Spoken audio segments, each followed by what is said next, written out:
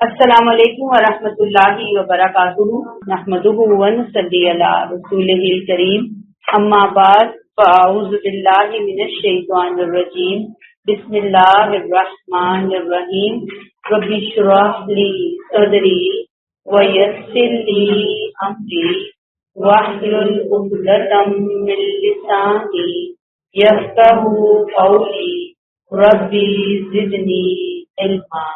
آیت نمبر 167 سے ہم تفسیر دیکھیں گے۔ آیت 163 سے 166 تک نبوت کے تسلسل کا ذکر فرما کر اللہ تعالیٰ نے قرآن کے حق میں اپنی اور فرشتوں کی گواہی کا ذکر کیا تھا۔ آیت 167 میں اللہ تعالیٰ بتا رہے ہیں کہ جب اتنے روشن دلائل اور اللہ کی گواہی آ گئی تو اب جب لوگ اس کا انکار کر رہے ہیں تو ان کا جرم کوئی معمولی جرم نہیں رہا۔ ان الذین کفروا وصدوا عن سبیل اللہ، ان کے دو بڑے جرائم یہاں پہ بتا دیے گئے۔ نمبر 1 کفروا، کفر، انکار حق، جنہوں نے خود سچائی کو پہچاننے کے باوجود اسے قبول کرنے سے انکار کر دیا۔ وجہ ان کے دلوں پر یعنی انا کے تالے پڑ گئے، ضد کے تالے پڑ گئے، ایگو ان کی درمیان میں آ گئی، انہوں نے ماننے سے انکار کر دیا، کفروا کر دیا۔ وصدوا عن سبیل اللہ، دوسروں کو بھی روکنا، خود تو محروم رہی، دوسروں کو بھی اس چشمہ ہدایت تک پہنچنے نہیں دیا، ان کے راستے میں رکاوٹ بن کر بیٹھ گئے، ان کو مس گائیڈ کیا۔ یہاں ان الذین کہہ کر خاص طور پر ان اہل کتاب کا ذکر ہے جنہوں نے اپنی کتاب میں نبی کریم صلی اللہ علیہ وسلم کی آمد کی نشانیاں پڑھی اور پھر انہوں نے چھپا لی۔ کیوں چھپا لی؟ تاکہ لوگ اسلام نہ لائیں۔ وصدوا عن سبیل اللہ، صدوا عن سبیل اللہ، ان اہل کتاب کا کیا تھا؟ نبی کی آمد کی نشانیوں کو اپنی کتاب میں پڑھ کر خود بھی نہ ماننا اور دوسروں کو بھی مس گائیڈ کرنا۔ آج تک کر رہے ہیں، سوچنے کی بات ہے نا کہ کتنے دنیا میں مسلمان ہیں، ان کو اندازہ نہیں ہو رہا کہ نبی نے آنا تو تھا نا، تو وہ یہ جو نبی آئے ہیں ان کی نشانیوں کو انہوں نے سب کو آگے پیچھے کر دیا، یعنی اپنی مرضی کی تفسیر کر دی اس کے لیے۔ فَضَلُّوا ضَلَالًا بَعِيدًا، وہ بہت دور کی گمراہی میں جا پڑے۔ ضَلَالًا بَعِيدًا، ایسی گمراہی جہاں سے واپسی مشکل ہو جاتی ہے۔ یہاں لفظ صرف گمراہی نہیں آیا بلکہ ضَلَالًا بَعِيدًا آیا، گمراہی دور کی۔ اللہ تعالیٰ ایسی گمراہیوں سے بچائے کہ ایک تو راستہ بھٹکنا ہے اور ایک ایسا بھٹک جانا کہ واپسی کا امکان ہی ختم ہو جائے۔ اس آیت کا پیغام ہمارے لیے کیا ہے کہ اللہ چاہتے ہیں کہ انسان اس راستے پر کبھی نہ جائے جو اسے اللہ کے راستے سے دور لے جائے اور وہ ہمیشہ ہمیشہ کے لیے نقصان میں جا پڑے۔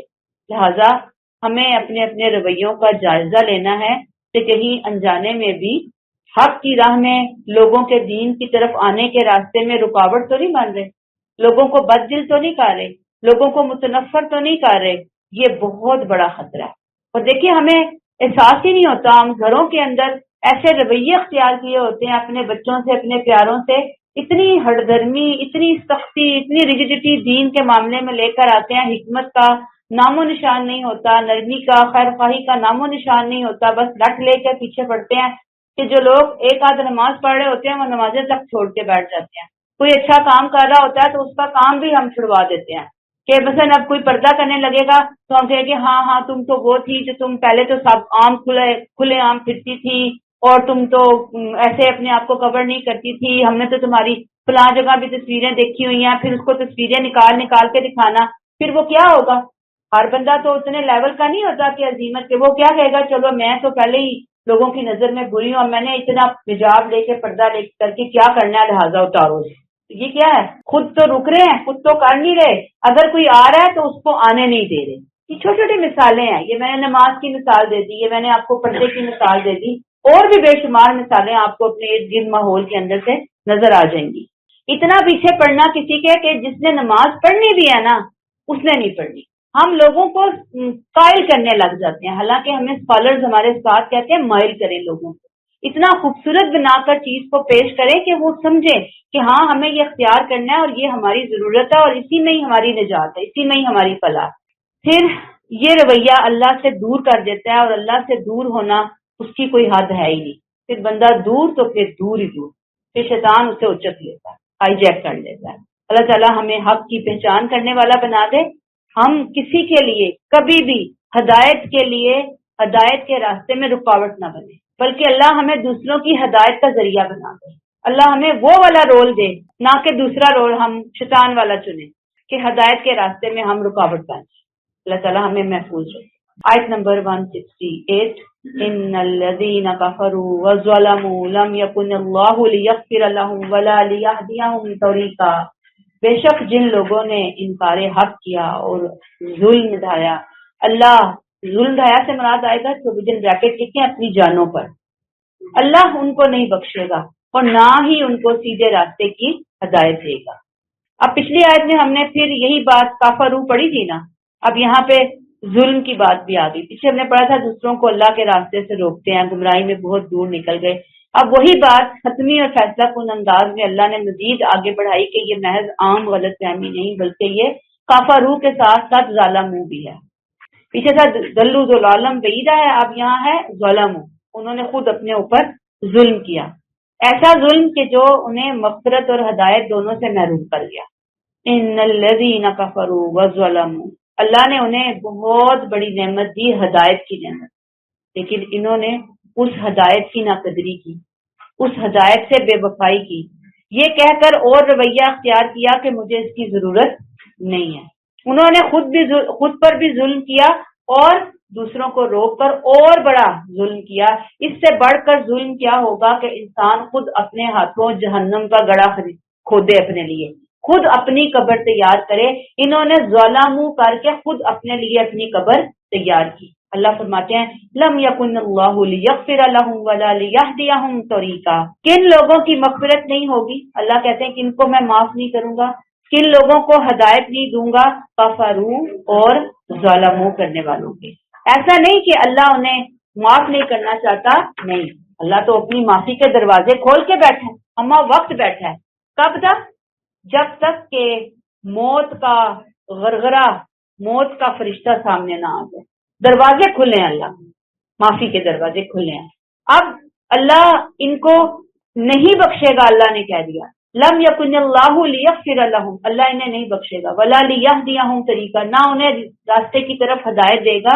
وجہ کیا ہے کہ انہوں نے خود مغفرت کا دروازہ اپنے اوپر بند کیا، انہوں نے خود ہدایت کے راستے کو کھوٹا کیا، یہ چھوڑ کر وہاں سے دلو دلالم بعیدہ، خود ہی تو دوڑ گئے تھے، خود ہی انہوں نے راہ مستقیم کو، صراط مستقیم کو پسند نہیں کیا، خود انہوں نے رحمان کی ٹیم میں آنا پسند نہیں کیا، انہوں نے خود شیطان کی ٹیم میں جانا پسند کیا۔ اللہ نے بھی کہہ دیا کہ بس پھر اب ان لوگوں کے لیے بھی واپسی کے دروازے بند ہمیشہ کے لیے، اب یہ نہیں آ سکتے۔ پیغام کیا ہے اس آیت کا کہ اللہ آج بھی ہمیں پکار رہا ہے کہ آؤ میری طرف پلٹ آؤ، میری ہدایت کے راستے کھلے ہیں، میرے معافی کے دروازے کھلے ہیں، معافی میں دیر نہیں کرنی۔ غلطی ہوتی ہے، گناہ ہوتے ہیں، بندوں سے ہی ہوتے ہیں، کوئی اب نارمل چیز نہیں ہے، کوئی انوکھی چیز نہیں ہے۔ بری چیز کیا ہے کہ انسان غلطی کر کے غلطی پر پچھتائے بغیر ڈٹا رہے، جمع رہے، اور پھر دوسروں کے لیے بھی وہ فتنے کا ذریعہ بن جائے۔ اللہ ایسے رویے، ایسے کردار سے بچائے، اللہ کی طرف لوٹ آنے والا، پلٹ آنے والا بندہ بنائے۔ آگے آ جائیے آیت نمبر 169، الا طریق جہنم خالدین فیہا ابدا، اور انہیں صرف جہنم ہی کا راستہ دکھائے گا جہاں وہ ہمیشہ رہیں گے۔ کن کو دکھائے گا؟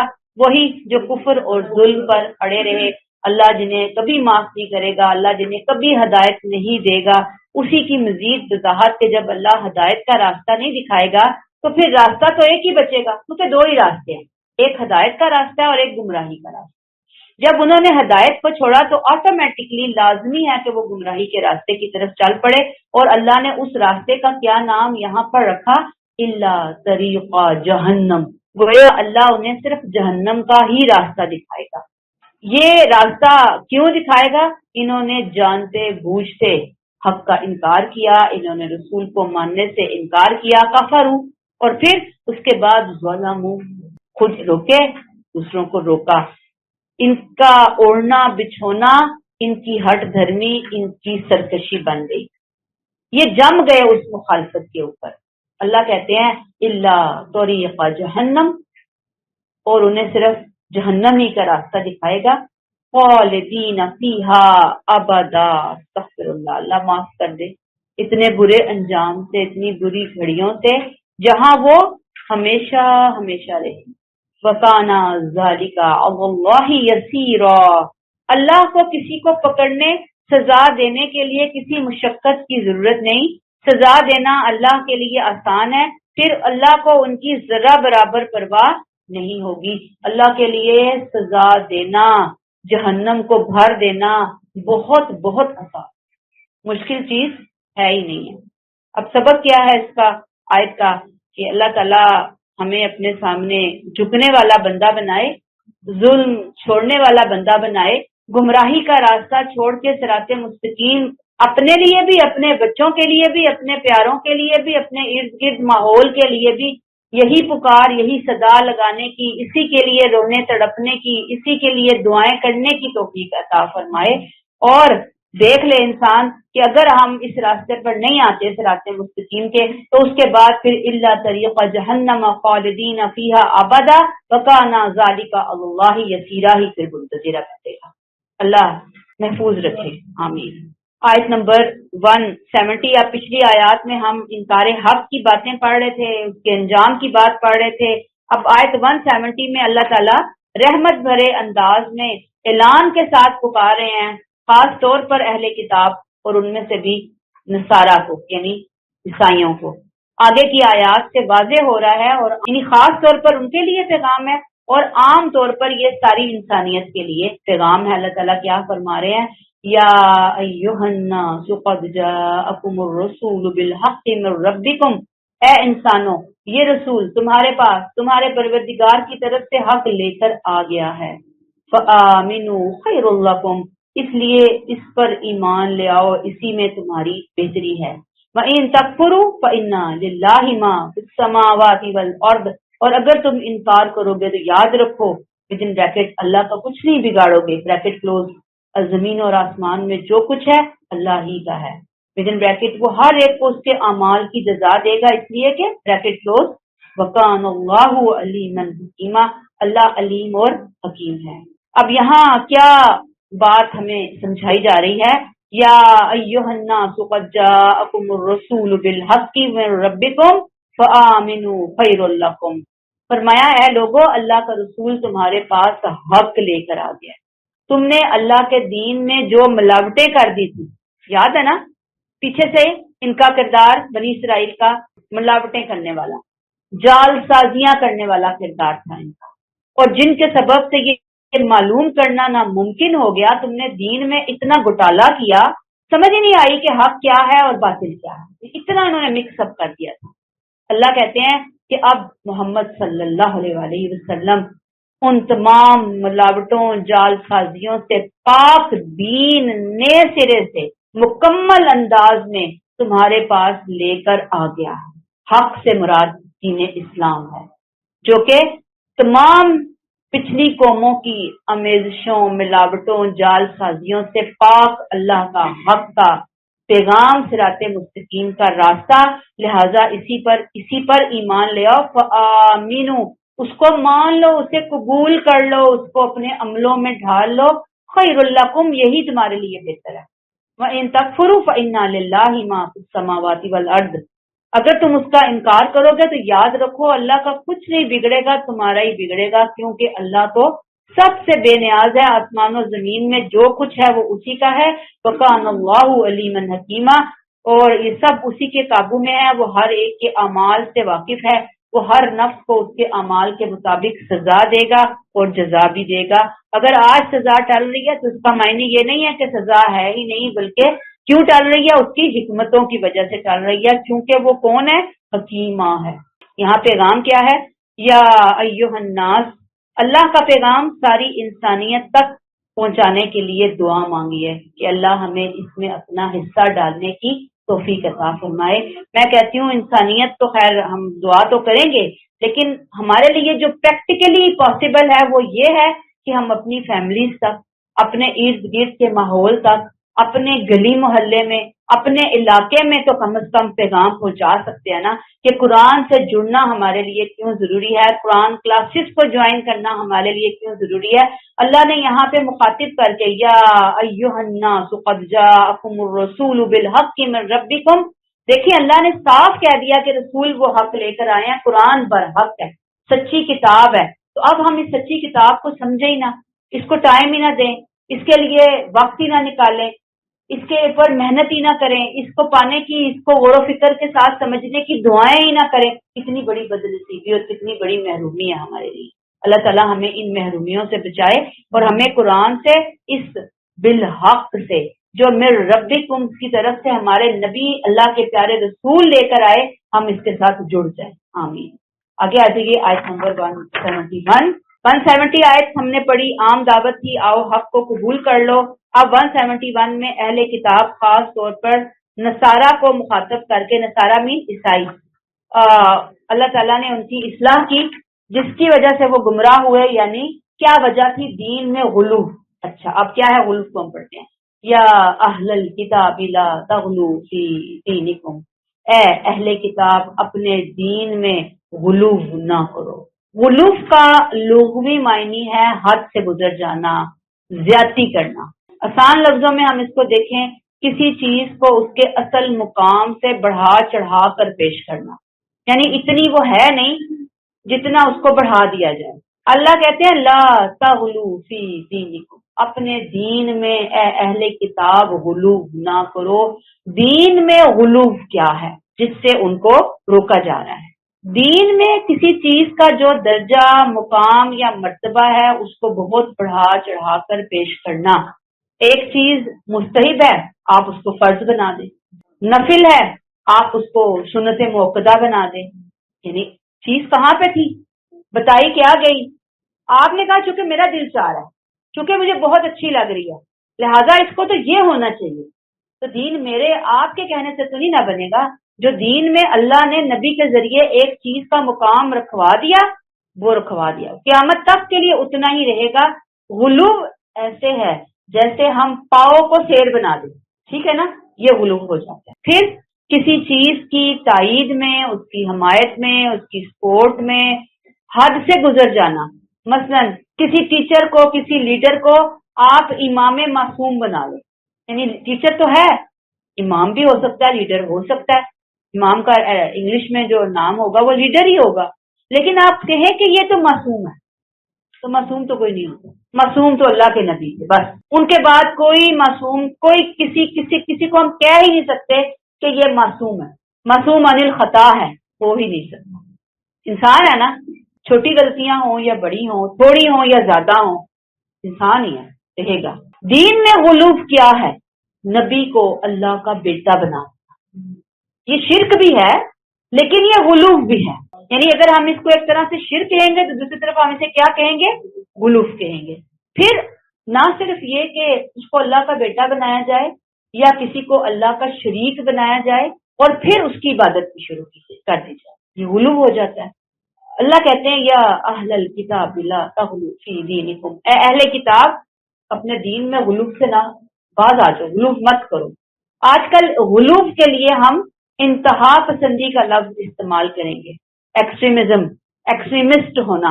یوں تو اس غلو میں تمام اہل مذاہب مبتلا ہوئے، یہاں تک کہ ہم مسلمان بھی مبتلا ہوئے جن کو اللہ نے قسط پر قائم رہنے، قسط مین کہتے ہیں اعتدال پر، انصاف پر قائم رہنے کی سب سے زیادہ تاکید کی، وہ بھی اس فتنے میں پڑ کر رہے. لیکن نصارہ کو تو یوں سمجھیے کہ اس فساد میں امامت کا درجہ حاصل رہا، کیونکہ ان کی بیماری ہی یہی ہے کہ انہوں نے غلو کی وجہ سے اپنے پورے کے پورے دین کا حلیہ بگاڑ کے رکھ دیا تھا. نصارہ نے کیا کیا؟ انہوں نے کہا کہ عیسیٰ علیہ السلام اللہ کے بندے اور رسول کو انہوں نے کیا کہا؟ اللہ کا بیٹا. نعوذ باللہ، اللہ عرش پر بٹھا دیا انہوں نے. مریم علیہ السلام کو نعوذ باللہ اللہ کی ماں بنا دیا. حضرت جبرائیل علیہ السلام اللہ کے بندے اور فرشتے ہیں، انہیں خدائی کا حصہ قرار دیا، خدا کا حصہ قرار دیا. سیدنا مسیح علیہ السلام نے دنیا اور دنیاوی زندگی سے احتیاط کی تاکید کی. انہوں نے کہا احتیاط کی، انہوں نے احتیاط کی، میں پیچھے آپ کو بتا کے آئی. انہوں نے رہبانیت کا ایک پورا نظام کھڑا کر دیا. اب ان کی رہبانیت کی داستانیں سنیں تو انسان کے رونگٹے کھڑے ہو جاتے ہیں کہ کہاں سے ایک دین کے پیرالل ایک نیا دین لا کر انہوں نے بیچ میں شامل کر دیا، ایڈیشن کر دیا. شرمندگی بھی نہیں ہوئی کہ ہم کیا کر رہے ہیں، اتنا بڑا ہم نے ہاتھ کر دیا اللہ کے دین کے ساتھ. غرض اس غلو کے ہاتھوں انہوں نے اب مذہب کی کوئی چیز ایسی نہیں چھوڑی جو اپنی جگہ پر برقرار رہ گئی ہو. فرش کی چیزیں عرش پر اور عرش کی چیزیں فرش پر لے کر. ان کا غلو محبت کے نام پر تھا. یاد رکھیے غلو کیوں کہہ رہے تھے؟ محبت، عقیدت، احترام، یہ پیچھے ان کی بیس تھی. کوئی غلط چیز نظر تو نہیں آ رہی آپ کو، لیکن پھر بھی دیکھیں غلو ہو گیا. اللہ نے کیسے اسے کنڈیم کیا، مگر انجام کیا بن گیا؟ شرک بن گیا. اب یہود کا غلو بھی آپ سن لیں، یعنی ہم نے نصارہ کا غلو پڑھا، یہود کا غلو بھی سن لیں. اگرچہ یہاں میں نے آپ کو بتایا کہ نصارہ کو مخاطب کیا جا رہا ہے، لیکن جو بھی انسان غلو کرے گا، چاہے وہ پھر یہود ہو، چاہے وہ امت محمدیہ ہو، جو بھی ہوگا وہ اسی آیت کے اندر آئے گا. یہود کا غلو، وہ حضرت عیسیٰ علیہ السلام کی نفرت میں بہت آگے بڑھ گئے، اتنا کہ آپ کی شان میں گستاخی کی، آپ کی نبوت کا انکار کر ڈالا. لہذا کہا جا رہا ہے کہ اے اہل کتاب، غلو اپنے دین میں اختیار نہ کرو. ولا تقولوا علی اللہ الا الحق، اور اللہ کے حق میں حق کے سوا کوئی بات نہ کہو. اللہ کی طرف وہی بات منسوب کرو جو اس نے کہی ہے، جو وہ بیان کر رہا ہے. اگر ایسے کہو گے تو دین میں کبھی کوئی فتنہ پیدا ہو ہی نہیں سکتا. بدعت یہیں سے پیدا ہوتی ہے، یہیں سے شیطان کو دین میں گھسنے کا موقع ملتا ہے. اللہ پر حق کے سوا کوئی حق بات نہ کرو، حق کے علاوہ نہ حق بات اس سے منسوب نہ کرو. یہ وہ لوگ عام کرتے تھے، اور آج امت محمدیہ بھی کسی سے کم نہیں. اتنے آرام سے آیات کے مطلب کو توڑ مڑوڑ کر ایسی باتیں دین میں شامل کرتے ہیں کہ جن کا دور دور تک نہ قرآن سے تعلق ہوتا ہے، نہ نبی کی سنت سے تعلق ہوتا ہے. اور بڑے مزے سے ہم یہ پوسٹ شیئر کر رہے ہوتے ہیں، نبی کا یہ فرمان ہے، نبی نے یہ کہا. ذرا ہمارے رونگٹے کھڑے نہیں ہوتے کہ یہ ہم کیا کر رہے ہیں. اللہ کے بارے میں نہ حق بات کہہ رہے ہیں، نبی کے بارے میں نہ حق بات کہہ رہے ہیں. ایسی تو کوئی بات جو نبی نے بتائی نہیں، کہاں سے آئی ہے؟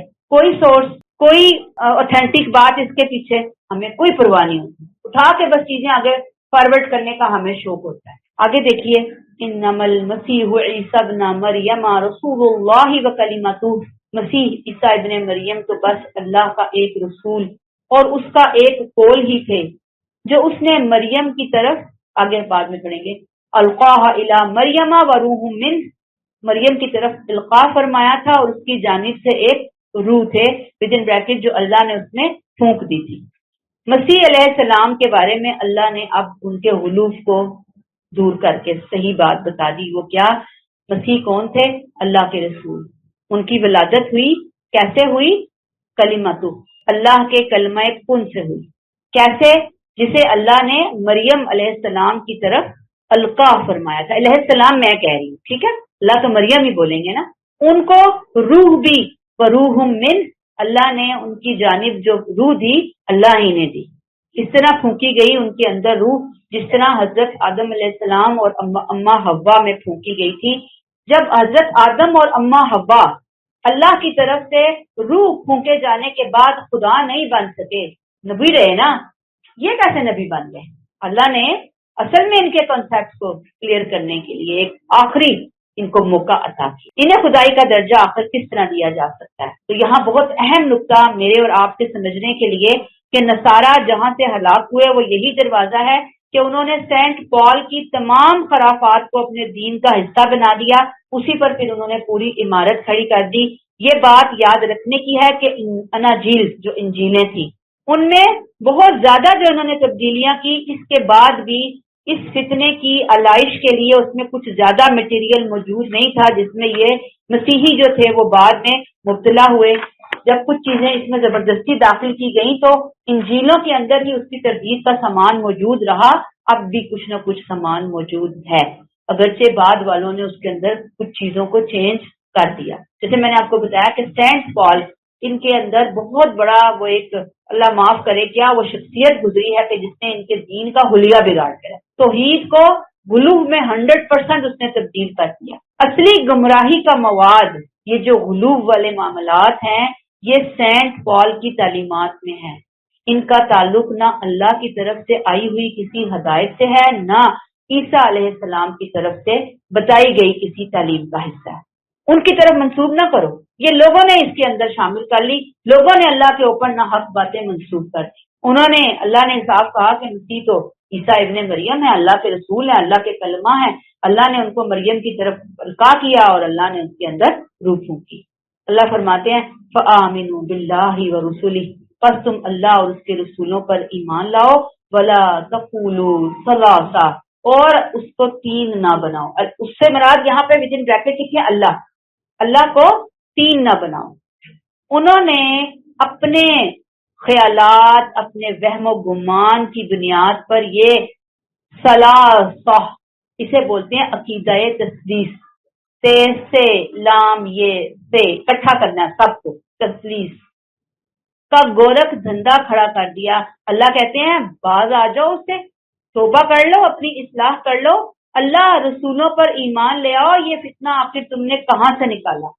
اشارہ ہے کہ جب اللہ کی تعلیم, رسولوں کی تعلیم تورات انجیل میں موجود ہے, اس تعلیم میں مسیح علیہ السلام سے لے کر آدم تک علیہ السلام تک, یعنی آدم علیہ السلام سے لے کر مسیح علیہ السلام تک, یا مسیح علیہ السلام سے پیچھے جائیں آدم علیہ السلام تک, تثلیث کا کہیں نام و نشان نہیں ملتا. اللہ نے کہیں نہیں کہا کہ یہ عقیدہ بھی ہے, اس کو گھڑ لو, اس کو بنا لو. تو آخر یہ فتنہ تم نے کہاں سے گڑا؟ لہذا صحیح راستہ یہ ہے کہ الگ پگڈنڈیاں نکالنے کی بجائے تم لوگ صراط مستقیم پر چلو, جس پر تمام نبی اور رسول چلے. یہ کیسے ممکن ہے کہ مسیح کی تعلیم اللہ اور اس کے رسولوں کی متفقہ تعلیم سے, مشترکہ تعلیم سے, ہدایت سے, توحید کے راستے سے, صراط مستقیم سے الگ ہو؟ کیا کہا فآمنوا باللہ ورسولہ, وہ آدم علیہ السلام سے لے کر مسیح علیہ السلام تک انبیاء کرام جس صراط مستقیم پر چل کر گئے, اللہ کو ماننے کے ساتھ ساتھ رسولوں کے ان راستوں کو مان لو, رسولوں کو مان لو. یہ تم اپنی 1.5 اینٹ کی مسجد بنانا چھوڑ دو, یہ تم نے جو گورکھ دھندا اختیار کر لیا اس سے باز آ جاؤ. ولا تقولوا ثلاثہ, اور تین نہ بناؤ اس کو. ثلاثہ عقیدہ تثلیث, یہ بنایا کس نے؟ کہ وہی سینٹ پال اس کو کہتے ہیں, ٹھیک ہے. الوہیت یعنی اللہ کے ساتھ اس نے کیا کہا؟ باپ, بیٹا, روح القدس, یہ تینوں ملتے ہیں تو اللہ بنتا ہے. یعنی تینوں, تین اور ایک, تین کے اندر ایک ہے. استغفر اللہ, یعنی کہ اتنا کمپلیکیٹڈ معاملہ کہ سمجھ نہیں آتی کہ تین میں ایک کیسے, اور وہ کون ہے؟ باپ, بیٹا, روح القدس. تو بالکل مشرکین کے سانچے میں ڈھلا ہوا, باپ سے مراد اللہ ہے, بیٹے سے مراد عیسیٰ علیہ السلام ہے, روح القدس سے مراد جبریل امین ہے. تو بالکل مشرکین کے سانچے میں ڈھلا ہوا عقیدہ ہے, لیکن ساتھ ہی انجیلوں کی تعلیم کے مطابق اس میں توحید کو بھی شامل کرنے کی کوشش کی گئی. تین میں ایک, ٹھیک ہے نا, یہ تین کو ملا کر ایک بنا دو, یعنی ایک بھی کے ساتھ بھی رہیں اور تین کو بھی بیچ میں شامل کر لیں. اللہ تعالیٰ فرماتے ہیں انتہوا خیر لکم, اس سے باز آ جاؤ, یہی تمہارے حق میں بہتر ہے. دھمکی ہے کہ اس چکر سے باہر نکلو ورنہ شامت آ جائے گی. انما اللہ الہ واحد, اللہ ہی تنہا معبود ہے, اللہ واحد ہے, الہ ہے, اس کے ساتھ کوئی شریک نہیں. یہ وہی بات ہے جو ہم سورہ اخلاص میں پڑھتے ہیں, قل هو اللہ احد اللہ الصمد لم یلد ولم یولد ولم یکن لہ کفوا احد. باز آ جاؤ, وہ ایک ہے, ایک ہی الہ ہے, اسی کو ہی مانو. سبحانہ ان یکون لہ ولد, وہ اس سے پاک ہے کہ اس کی کوئی اولاد ہو. یہ پڑھے نا, لم یلد ولم یولد ولم یکن لہ, سارا کچھ اسی میں آ سکتا ہے. کوئی اس کی اولاد نہیں ہے, کوئی اس کی بیوی نہیں ہے, وہ کسی کا بیٹا نہیں ہے, اس کا کوئی ماں باپ نہیں ہے, وہ کسی کا ماں باپ نہیں ہے. لہو ما فی السماوات و ما فی الارض, زمین اور آسمانوں میں جو کچھ ہے اسی کا ہے. زمین اور آسمان, ساری کائنات اسی کی ہے, اسے اولاد کی کیا ضرورت. کائنات کا نظام ایک ہی ہاتھ میں جچتا ہے. اگر 3 خدا ہوتے تو کائنات ذرے ذرے کی طرح بکھر جاتی. وکفا باللہ وکیلا, ان کے معاملات کو دیکھنے کے لیے اللہ ہی کافی ہے. وہ سب کی مدد اور سب کے بھروسے کے لیے کافی ہے. اس کے ساتھ کسی دوسرے کو جوڑنے کے کیا معنی؟ یعنی جب اللہ اپنی ذات میں نعوذ باللہ کوئی کمی نہیں رکھتا تو شرک کی یعنی کوئی کمی ہے ہی نہیں, اس کے ساتھ شریک کیوں ٹھہرایا جائے؟ اگر کوئی کمی نعوذ باللہ ہو تو کوئی سوچے نا شرک کے بارے میں. اگر وہ اپنی ذات اور صفات میں مکمل ہے اور اپنی مخلوق کے لیے کافی ہے, وکفا باللہ وکیلا, تو شرک کی گنجائش کہاں سے آتی ہے؟ بچنے کی ضرورت ہے. اب اس پوری آیت میں غلو کو پھر دوبارہ سے ہم دیکھیں گے حدیثوں کی روشنی. آپ صلی اللہ علیہ وسلم نے فرمایا کہ لوگوں کسے کہہ رہے ہیں؟ ہم سے, امت محمدیہ سے کہہ رہے ہیں, قیامت تک آنے والے لوگوں سے کہہ رہے ہیں. کیا کہہ رہے ہیں؟ لوگوں دین میں غلو سے پرہیز کرو، تم سے پہلے لوگوں کو دین میں غلو ہی نے تباہ کر دیا۔ ایک اور حدیث ہے بخاری کی، آپ نے فرمایا مجھے میرے مرتبے سے زیادہ نہ بڑھاؤ جیسے عیسیٰ ابن مریم کو نصارہ نے ان کے مرتبے سے زیادہ بڑھا دیا۔ میں تو صرف اللہ کا بندہ ہوں، اس لیے یہی کہا کرو میں اللہ کا بندہ اور اس کا رسول ہوں۔ میں کون ہوں؟ اللہ کا بندہ اور اس کا رسول ہوں۔ میرے بارے میں وہ غلو نہ کرو جو پہلے والوں نے عیسیٰ علیہ السلام کے بارے میں غلو کیا۔ آج آپ نوٹ کیجئے گا کہ آپ کی امت آپ صلی اللہ علیہ وسلم کی محبت، آپ کی عقیدت میں، آپ کی تعریف میں کس قدر، کس انداز میں غلو کا شکار ہے، اور پھر بھی ہم سمجھتے ہیں کہ ہم سے بڑھ کر کوئی دیندار، متقی، پرہیزگار، اللہ کا محبوب ہے ہی کوئی۔ اللہ تعالیٰ ہمیں معاف فرما دے، ہماری اصلاح فرما دے۔ میں بار بار جو آپ کو متوجہ کرتی ہوں کہ لوگوں کو قرآن کلاسوں سے جوڑیں، روئیں، پیٹیں، لے کر آئیں، کیونکہ یہ جب جڑیں گے تو غلو کا پتہ چلے گا۔ گھر بیٹھے بٹھائے تو نہیں پتہ چلنے والا، کیونکہ انہوں نے تو خود سے نہیں آنا، خود سے نہیں سیکھنا۔ آپ لوگوں کو پتہ چل گیا، ہمیں پتہ چل گیا، اب ہم کیا کریں؟ اللہ ہم سے کام لے لے، ہم روئیں، دعائیں کریں، اللہ ہمارے وجہ سے تو لوگوں کو لے آ کے ان کی زندگیوں سے یہ غلو نکل جائے۔ اللہ یہ جو گمراہی، ضلالم بعیدہ والے رویے ہیں اللہ لوگوں کے زندگیوں سے وہ نکل جائیں۔ اللہ ہمارے ہی پیارے، ہمارے ہی مسلمان یہ شیطان کے ہاتھوں ہائی جیک ہو کر ان راستوں کی طرف جا رہے ہیں اللہ، اور ہمارے سامنے کر رہے ہوتے ہیں غلو، کتنا شدید غلو ہو رہا ہوتا ہے۔ ہم اگر کوئی بات کریں تو پھر گستاخ کا فتویٰ لگوا لیں کہ یہ گستاخ رسول ہے۔ اللہ تعالیٰ معاف فرما دے۔ بس بات وہی ہے کہ نبی سے محبت فرض ہے، لازم ہے، اطاعت ضروری ہے، ان کی فرما برداری ضروری ہے، لیکن غلو ہلاکت ہے، یاد رکھنا ہے اور اس سے بچنے کی کوشش کرنا ہے۔ اور اگر جو محبت بھی ہوگی وہ توحید کے دائرے کے اندر ہوگی۔ دوسری بات جو ہمیں اس آیت سے پتہ چلتی ہے وہ یہ کہ جس کا وکیل اللہ ہو اسے کسی سہارے کی کمی نہیں۔ اللہ ہمیں غلو سے بچائے، اپنی محبت سے ہمارے دل بھر دے اور نبی کی سچی اطاعت کی توفیق عطا فرمائے۔ آمین۔ آیت نمبر 172۔ اس آیت 172 کو سمجھنے کے لیے 171 آیت میں لا تغلو فی دینکم دوبارہ سمجھیے گا۔ غلو کے فتنے میں مبتلا ہونے کی سب سے بڑی وجہ تکبر۔ جو لوگ کسی چیز یا شخص کو مان لیتے ہیں پھر ہر صورت میں وہ اس کو سب سے بہتر اور برتر ثابت کرنا شروع کر دیتے ہیں، پھر وہ اپنے تکبر کی وجہ سے اسے خوب بڑھاتے ہیں، یہاں تک کہ ان کے تکبر کو اس سے تسکین ملنا شروع ہو جاتی ہے۔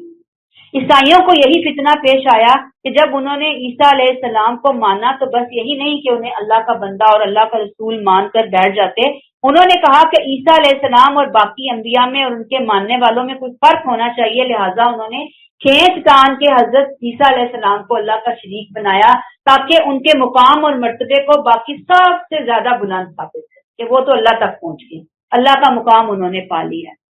قرآن نے عیسائیوں کی اسی ذہنیت کو سامنے رکھ کر کہا کہ اللہ کی بندگی تو مسیح نے اپنے لیے کبھی باعث شرم نہیں سمجھی، نہ جبریل امین نے، نہ دوسرے مقرب فرشتوں نے، وہ سب اپنے مقام اور مرتبے کو بہت اچھی طرح جانتے تھے۔ البتہ جن لوگوں نے اللہ کی بندگی کو اپنے لیے باعث شرم سمجھا اور اپنے تکبر کے نشے میں یہ سارا فساد برپا کیا، ایسے لوگوں کو اللہ اپنے حضور جمع کرے گا۔ اب جمع کرے گا تو پھر آیت 172 اور 173 میں پھر ان کا انجام اور ان کی ساری بات اللہ تعالیٰ بتا رہے ہیں۔ 172 اور 173 ہم اکٹھی ہی پڑھیں گے۔ لَن يَسْتَنكِفَ الْمَسِيحُ أَن يَكُونَ عَبْدًا لِلَّهِ وَلَا الْمَلَائِكَةُ الْمُقَرَّبُونَ۔ مسیح نے کبھی اللہ کی بندگی کو اپنے لیے باعث شرم نہیں سمجھا اور نہ ہی مقرب فرشتوں نے ایسا سمجھا۔ اللہ فرما رہے ہیں کہ عیسیٰ علیہ السلام جنہیں لوگوں نے اللہ بنا دیا، خدا بنا دیا، انہوں نے کبھی یہ نہیں کہا کہ میں اللہ کا بندہ ہو کر میں شرمندہ ہو رہا ہوں، یہ میرے لیے باعث شرم بات ہے اللہ کا بندہ ہونا، یا یہ میری توہین ہو گئی ہے کہ میں اللہ کا بندہ ہوں۔ ان کے لیے تو اللہ کا بندہ ہونا بہت فخر کی بات تھی، اللہ کے قرب کی بات تھی۔ گویا حضرت مسیح جو اللہ کے نہایت جلیل القدر نبی ہیں، وہ اللہ کا بندہ، خود کو اللہ کا بندہ کہلوانے میں اپنے لیے ذلت نہیں بلکہ اپنے لیے اعزاز سمجھتے ہیں۔ لَن يَسْتَنكِفَ الْمَسِيحُ أَن يَكُونَ عَبْدًا لِلَّهِ۔ वलल मलाइकतुल मुकर्रबून, और ना ही मुकर्रब फरिश्तों ने ऐसा समझा। यानी बाद मुशरिकीन अरब फरिश्तों को अल्लाह की बेटियां कहते थे। अल्लाह ने वाज़ेह कर दिया कि कायनात की वो मखलूक जिसको अल्लाह ने गुनाहों से पाक पैदा किया वो हमेशा इताअत करने वाली मखलूक है, अल्लाह के बहुत करीब है, और वो भी अल्लाह का बंदा होने में जरा बराबर शर्म महसूस नहीं करते। अल्लाह का बंदा होना बहुत बड़ा ऑनर है। अल्लाह की बंदगी अब्दुल्लाह वमन यस्तंकिफ अन इबादतिही व यस्तकबिर फसयहशुरुहुम इलैहि जमीआ, जो कोई भी अल्लाह की बंदगी को बाइस शर्म समझता है और तकब्बुर करता है तो अल्लाह उन सब को अपने पास इकट्ठा कर लेगा। सब के सब को अल्लाह अपने सामने ले आएगा। किन सब के सब को? जिन्होंने अल्लाह की बंदगी को अपने लिए शर्म की वजह समझा और साथ उन्होंने तकब्बुर किया, उन्होंने अल्लाह के दीन को हल्के में लिया। अल्लाह कहते हैं मैं अपने पास इकट्ठा करूंगा, और जब इकट्ठा करेंगे तो वहां हर मुतकब्बिर का गुरूर खाक में मिल जाएगा। एक हदीस सुनिए, नबी करीम सल्लल्लाहु अलैहि वसल्लम ने फरमाया कि इज्जत अल्लाह अज़्ज़ व जल का तहबंद है और किबरियाई उसकी चादर, चादर सुना उसके कंधों की चादर। जो शख्स इनके मामले में मेरे मद्दे मुकाबिल आए, अल्लाह ने कहा जो इन दो सिफात के मामले में, कौन सी?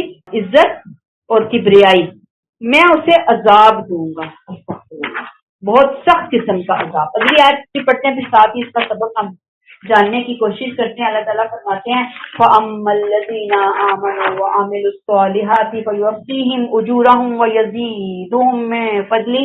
इस वक्त अहले ईमान और सही तर्ज अमल इख्तियार करने वालों को अल्लाह उनका पूरा पूरा अजर देगा और अपने फजल में से उन्हें मजीद भी देगा।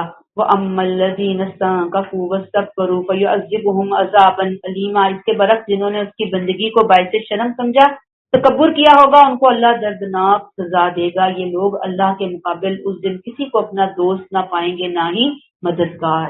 दो किरदार आ गए, एक वो जिन्होंने अल्लाह की बंदगी को अपने लिए बाइस शर्म नहीं समझा, अम्मल्लज़ीना आमनू व अमिलुस्सॉलिहात, बल्कि वो किस तरह की जिंदगी गुजारते रहे? आमनू व अमिलुस्सॉलिहात की जिंदगी गुजारते रहे।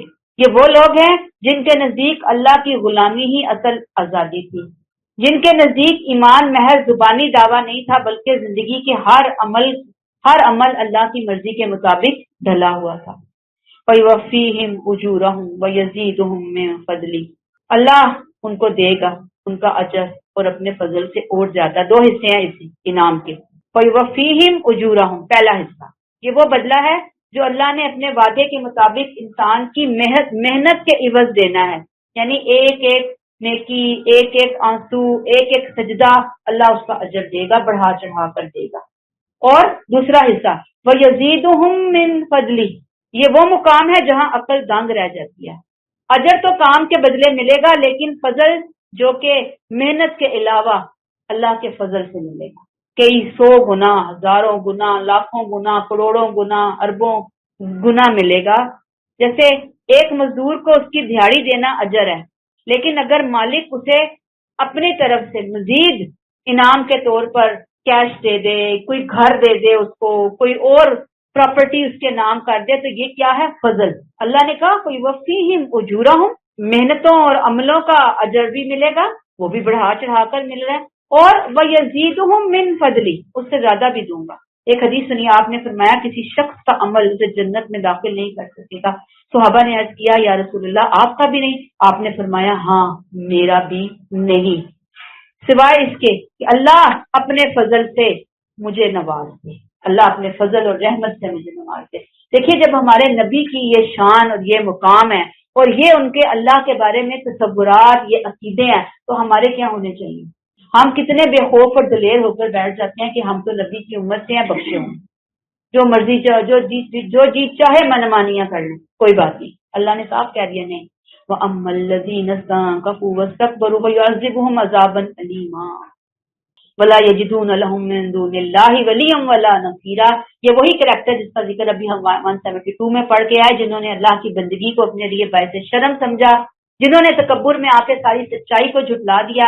अल्लाह कहते हैं कि उनके लिए फयुअज़्ज़िबुहुम अज़ाबन अलीमा है। ये सिर्फ लाइल्म नहीं थे, बल्कि जानबूझकर इन्होंने झुकने से, अल्लाह की बंदगी में आने से, उस दायरा इताअत और फरमाबरदारी में आने से इन्होंने इनकार किया। ان کا गुनाह क्या था? गुरूर और खुद को बड़ा समझना और बंदगी से नफरत करना। अल्लाह कहते हैं अजाबुन अलीमा तैयार है, वला यजिदून लहुम मिन दूनिल्लाहि वलियम वला नसीरा। ना दुनिया की कोई ताकत, ना झूठा सहारा, ना कोई रिश्ता, ना सिफारिश, ना रुपया, ना पैसा, ना कोई पीर, ना फकीर, ना कोई बुजुर्ग, कोई इनके काम नहीं आएगा। गोया क़यामत के दिन ये मुस्तकबिरीन अल्लाह की अदालत में बिल्कुल तन्हा बेसहारा होंगे, वहां सब दुनियावी नाम निहाद सहारे गायब हो जाएंगे। हमारे लिए लेसन क्या है कि आज हम मुसलमान सोसाइटी का हिस्सा होकर भी बाज़ औक़ात दीन पर अमल करने में बहुत शर्मिंदा महसूस करते हैं। मानेंगे आप मेरी बात? हैं मुसलमान, दीन पर अमल कर रहे हैं, शर्मिंदा खुद को बैकवर्ड, ऑकवर्ड, खास तौर पर पढ़े लिखे, सो कॉल्ड दुनियादार मॉडर्न लोगों की महफिल में बैठ के, और खास तौर पे वो कि जो के दुपट्टा ले लें, कोई गाउन पहन लें, कोई नमाजें शुरू कर दें, कोई तस्बीहात अपने हाथ में पकड़ लें, तस्बीह पकड़ लें अपने हाथ में। शर्म आती है। बंदा कहता है कि मेरी पर्सनैलिटी वैल्यू जो है वो डाउन होगी। ये अल्लाह का एक हुक्म है। नहीं, अगर आपने सर कवर किया हुआ है तो क्यों किया हुआ है? अपनी पसंद है तो शैतान के पीछे चल रहे हैं। सर कवर किया हुआ है तो फिर रहमान के साथ है। उसके अंदर शर्म किस बात की? शर्म आती है? आप खुद इस बात से मेरी एग्री करेंगे। इस आयत की रोशनी में ये जानना है कि कहाँ कब किस अंदाज में मैं अपने लिए अल्लाह के हुक्म पर अमल करते हुए शर्म फील कर रही होती। जैसे आप देखें कि शादी का मौका हो, लोग शादियों में इकट्ठे होते हैं, लोग नमाज नहीं पढ़ते कि हाय मैं इतने लोगों में उठ के कैसे जाऊं, कैसे नमाज पढ़ूं। क्यों भाई? अल्लाह का हुक्म है, नमाज का टाइम आ गया, वो नहीं जा रहे, वो गलत कर रहे हैं, मैं सही काम कर रही हूँ, मुझे किस चीज की शर्म? उठे, मैं नमाज पढ़ने जा रही हूँ। नहीं बताना चाहते ना बताएं, जाके खामोशी से साथ नमाज पढ़ कर आए। दुल्हन नमाज नहीं पढ़ेगी कि मैं कैसे नमाज पढ़ूं, हाय दुल्हने भी कभी नमाज पढ़ती हैं। बहरहाल हर चीज का इलाज मौजूद है। हर चीज, सेशन भी आप साथ कर सकते हैं, आप नमाजों को साथ रख सकते हैं। कोई है ही नहीं कि आप कहें कि जी मैं बगैर इतने मेकअप के मैं नमाज नहीं पढ़ सकती। ये सब बहानेबाजी हैं। ये या बहाने होते हैं या हमें शर्म आती है कि दुल्हन उठ के जा रही है नमाज पढ़ने के लिए, लोग क्या कहेंगे।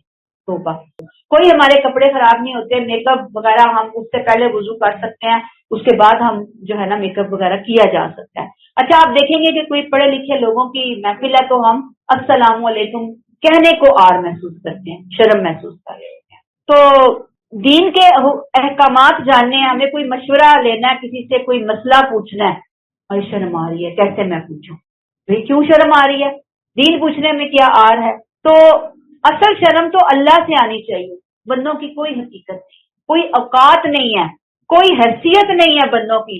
अल्लाह से शर्म नहीं आ रही, बंदों से शर्म आ रही है। किस कदर बेवकूफी की बात है। अल्लाह ताला हमें बस बचाए इस बुरे रवैये से। ठीक है जी, यहाँ पे हम इसको रोक लेते हैं। सुब्हानकल्लाहुम्मा व बिहम्दिका नशहदु अल्ला इलाहा इल्ला अंता नस्तगफिरुका व नतूबु इलैक। अस्सलामु अलैकुम व रहमतुल्लाहि व बरकातुहू।